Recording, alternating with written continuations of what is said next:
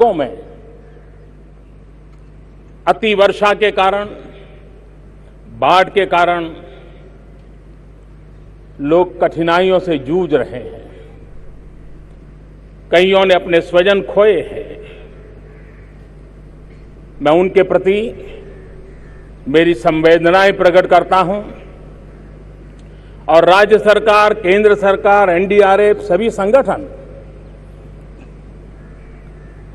नागरिकों का कष्ट कम कैसे हो, सामान्य परिस्थिति जल्दी कैसे लौटे, उसके लिए दिन रात प्रयास कर रहे हैं। आज जब हम आजादी के इस पवित्र दिवस को मना रहे हैं, तब देश की आजादी के लिए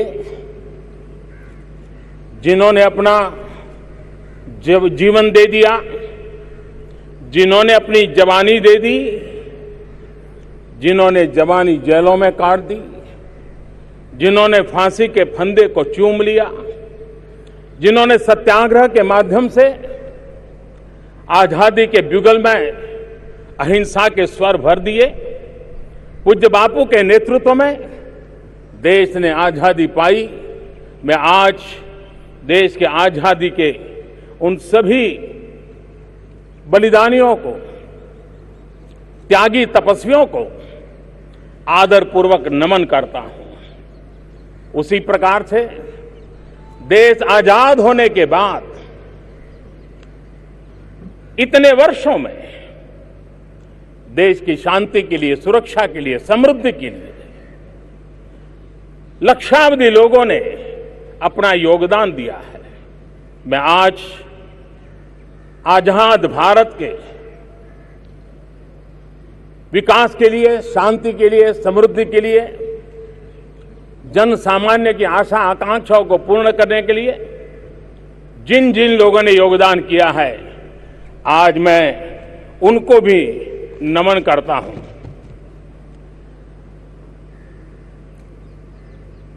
नई सरकार बनने के बाद लाल किले से मुझे आज फिर से एक बार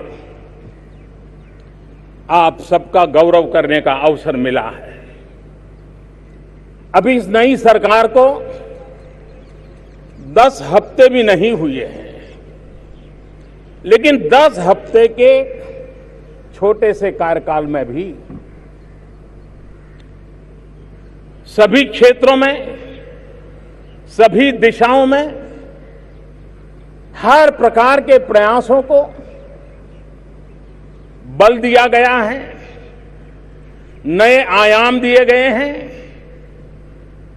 और सामान्य जनता ने जिन आशा, अपेक्षा, आकांक्षाओं के साथ हमें सेवा करने का मौका दिया है, उसको पूर्ण करने में एक पल का भी विलंब किए बिना हम पूरे सामर्थ्य के साथ, पूरे समर्पण भाव के साथ आपकी सेवा में मग्न है। 10 हफ्ते के भीतर भीतर ही अनुच्छेद 370 का हटना, 35A का हटना,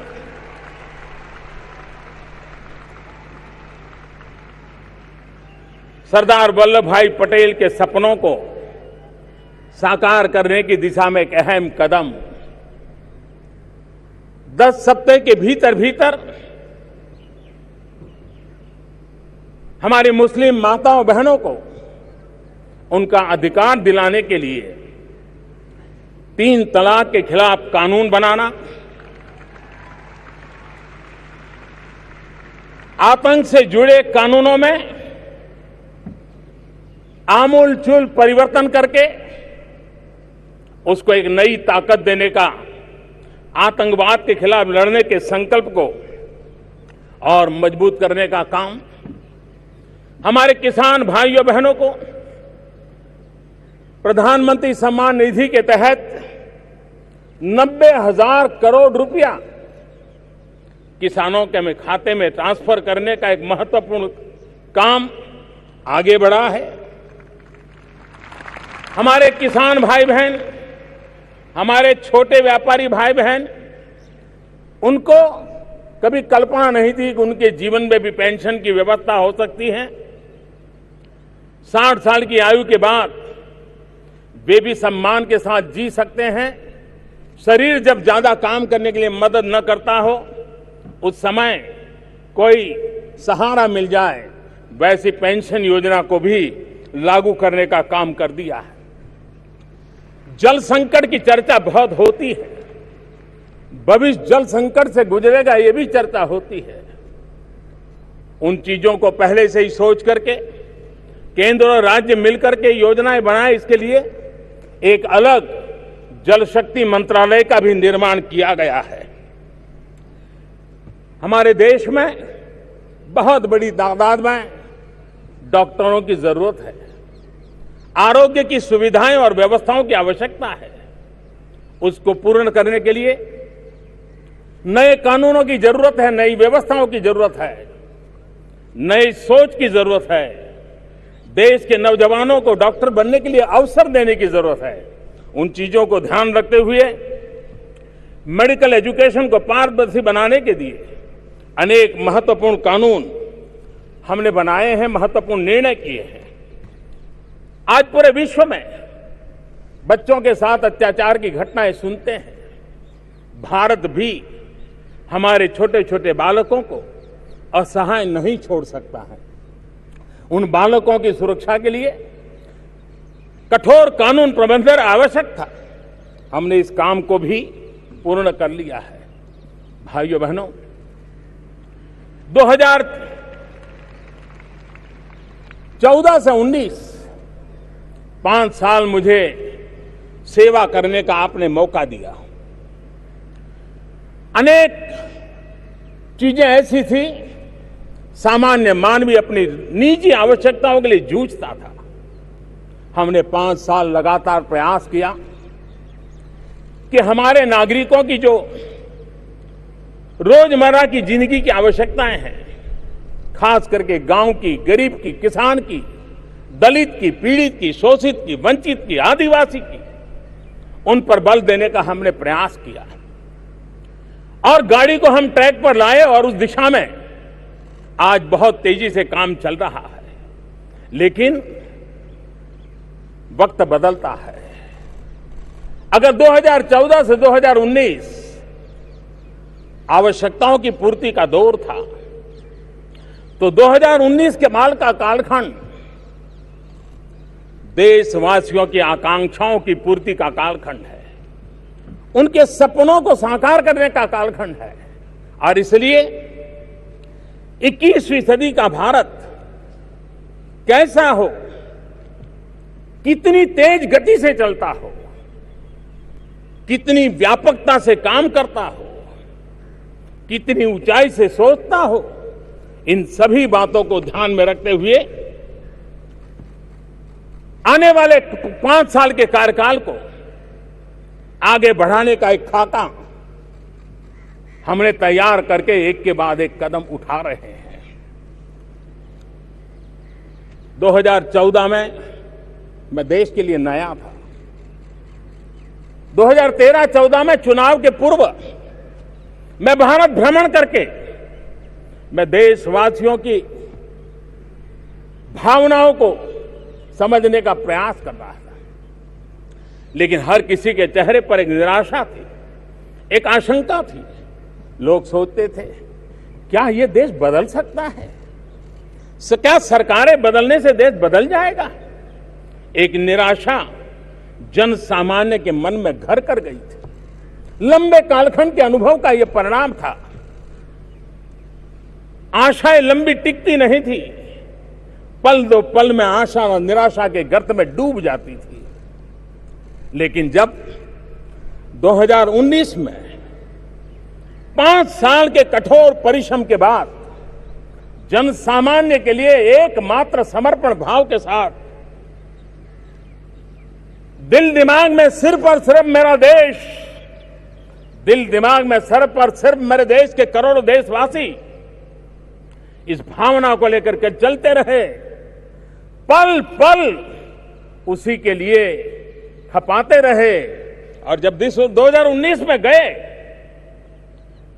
मैं हैरान था।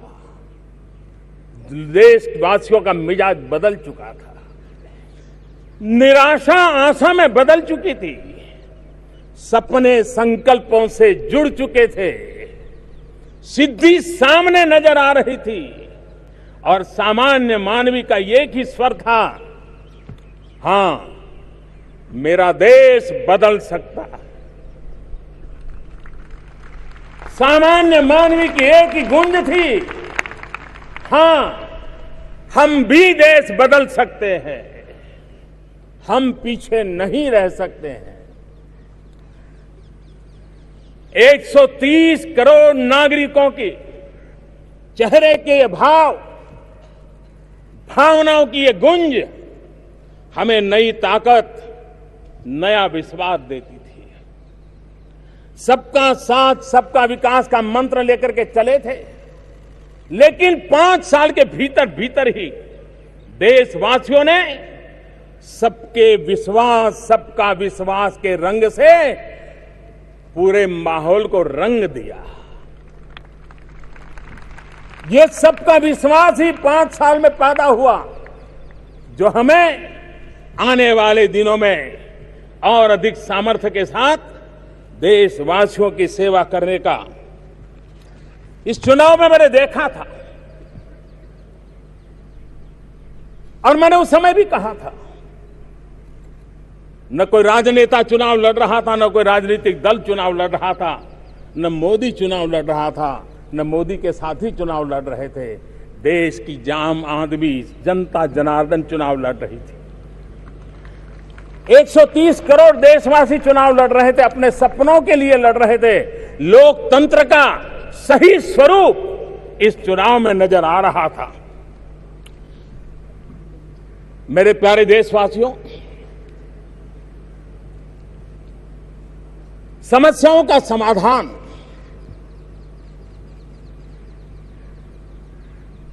इसके साथ साथ सपनों, संकल्प और सिद्धि का कालखंड हमें अब साथ साथ चलना है। ये साफ बात है कि समस्याओं का जब समाधान होता है तो स्वावलंबन का भाव पैदा होता है।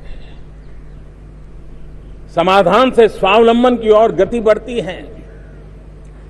जब स्वावलंबन होता है तो आपको अपने आप स्वाभिमान उजागर होता है और स्वाभिमान का सामर्थ्य बहुत होता है। आत्मसम्मान का सामर्थ्य किसी से भी ज्यादा होता है। और जब समाधान हो, संकल्प हो, सामर्थ्य हो, स्वाभिमान हो, तब सफलता के आड़े कुछ नहीं आ सकता है। और आज देश उस स्वाभिमान के साथ सफलता की नई ऊंचाइयों को पार करने के लिए, आगे बढ़ने के लिए कृत निश्चयी है। जब हम समस्याओं का समाधान देखते हैं तो टुकड़ों में नहीं सोचना चाहिए।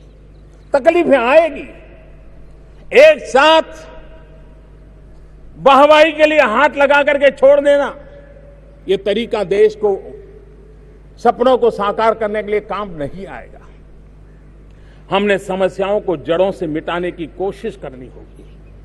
आपने देखा होगा, हमारी मुस्लिम बेटियां, हमारी बहनें, उनके सर पर 3 तलाक की तलवार लटकती थी। वो डरी हुई जिंदगी जीती थी। 3 तलाक की शिकार शायद न हुई हो, लेकिन कभी भी 3 तलाक की शिकार हो सकती हैं, ये भय उसको जीने नहीं देता था, उसको मजबूर कर देता था। दुनिया के कई देश, इस्लामिक देश, उन्होंने भी इस कुप्रथा को हमसे बहुत पहले खत्म कर दिया, लेकिन किसी न किसी कारण से हमारी मुस्लिम माताओं बहनों को हक देने में हम हिचकिचाते थे। अगर इस देश में हम सती प्रथा को खत्म कर सकते हैं, हम भ्रूण हत्या को खत्म करने के कानून बना सकते हैं, अगर हम बाल विवाह के खिलाफ आवाज उठा सकते हैं, हम दहेज में लेन देन की प्रथा के खिलाफ कठोर कदम उठा सकते हैं, तो क्यों न हम 3 तलाक के खिलाफ भी आवाज उठाएं। और इसलिए भारत के लोकतंत्र के स्पिरिट को पकड़ते हुए, भारत के संविधान की भावना को, बाबा साहब आंबेडकर की भावना को आदर करते हुए हमारी मुस्लिम बहनों को भी समान अधिकार मिले, उनके अंदर भी एक नया विश्वास पैदा हो, भारत की विकास यात्रा में वो भी सक्रिय भागीदार बने, इसलिए हमने इस महत्वपूर्ण निर्णय को किया। ये निर्णय राजनीति के तराजू से तोलने के निर्णय नहीं होते हैं, सदियों तक माताओं बहनों के जीवन की रक्षा की गारंटी देते हैं। उसी प्रकार से मैं एक दूसरा उदाहरण देना चाहता हूं। अनुच्छेद 370, 35A, आर्टिकल 370 और 35A, क्या कारण था? इस सरकार की पहचान है, हम समस्याओं के टालते भी नहीं हैं, हम समस्याओं को टालते भी नहीं हैं और न ही हम समस्याओं को पालते हैं। अब समस्याओं को टालने का भी वक्त नहीं है, अब समस्याओं को पालने का भी वक्त नहीं है। जो काम पिछले 70 साल में नहीं हुआ, नई सरकार बनने के बाद 70 दिन के भीतर भीतर आर्टिकल 370 और 35A को हटाने का काम भारत की दोनों सदनों ने, राज्यसभा और लोकसभा ने 2/3 बहुमत से पारित कर दिया।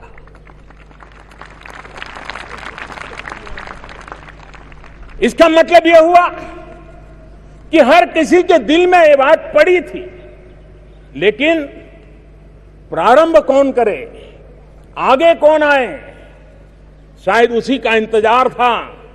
और देशवासियों ने मुझे ये काम दिया और मैं आपने जो काम दिया है उसी को करने के लिए आया।